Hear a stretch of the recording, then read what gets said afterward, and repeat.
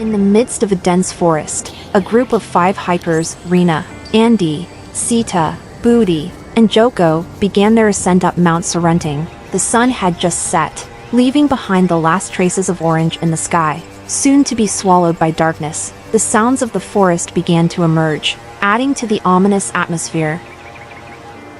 Come on, we need to reach the summit before midnight, said Andy, the group leader.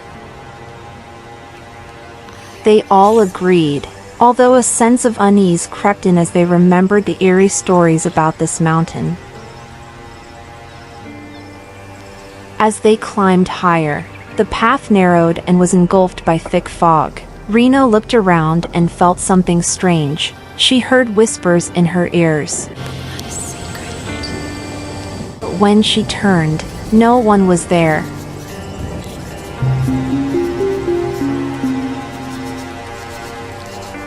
Did you guys hear that?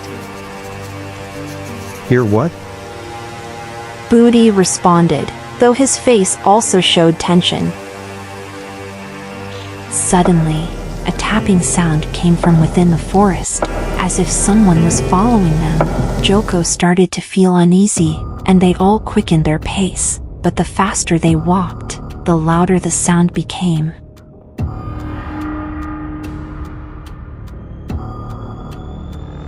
As the night grew darker, Sita, who was walking at the back, suddenly stopped.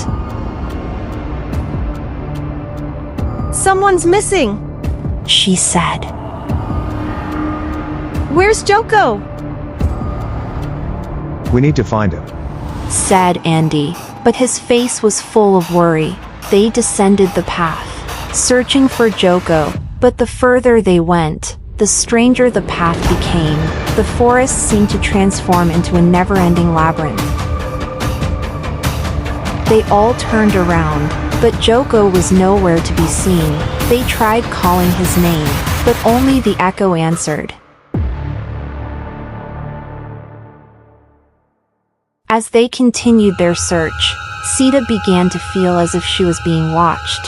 She turned and saw a shadowy figure standing in the distance. When she approached, the figure vanished, leaving only footprints in the wet ground.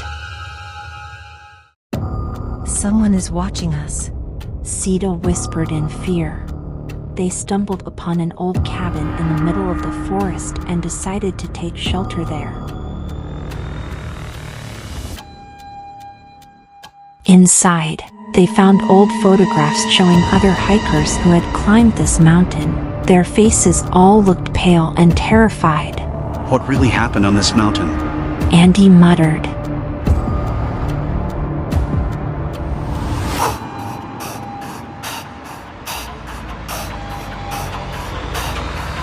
That night, as they tried to sleep, Rena heard footsteps approaching. She opened her eyes and saw Joko standing in the corner of the room, but his face was pale and his eyes empty. Joko, where have you been? Rena asked, but Joko only gave a cold smile. He stepped closer to Rena and whispered, You will all be with us now.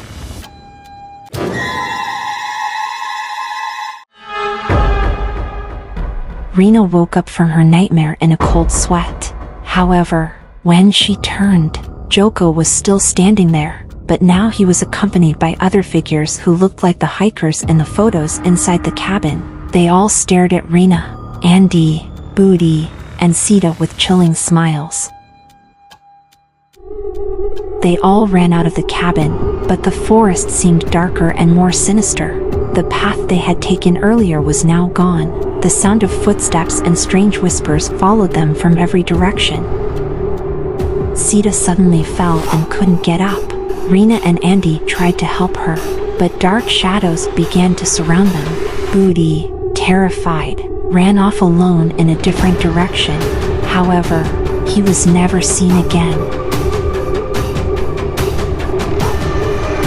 Andy and Rena, now the only ones left, finally reached the edge of a cliff. There was no way out, only darkness and the sound of whispers growing louder. Andy felt something pulling his leg, and he fell into the abyss, leaving Rena alone. Rena stood at the edge of the cliff, sobbing, not knowing what to do. The shadowy figures began to close in, and Joko's voice echoed again. This is the end of your climb. Rena closed her eyes, praying, but the prayer was never completed. Darkness and silence enveloped the mountain, leaving behind a story that would never be revealed.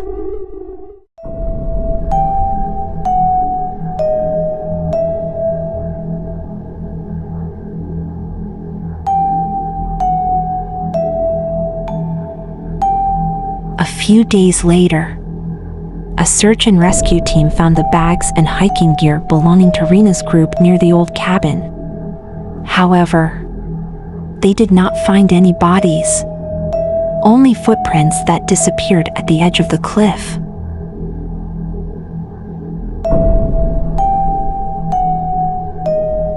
But as the team packed up the belongings, one of the rescuers found a small note hidden inside Rena's backpack.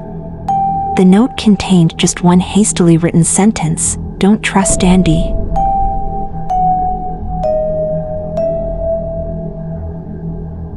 As the rescuer read the note, another team member suddenly recognized the name Andy. Andy was not an ordinary hiker. He was one of the hikers who had disappeared on this mountain years ago. And strangely, he was never registered at the checkpoint before this group began their hike.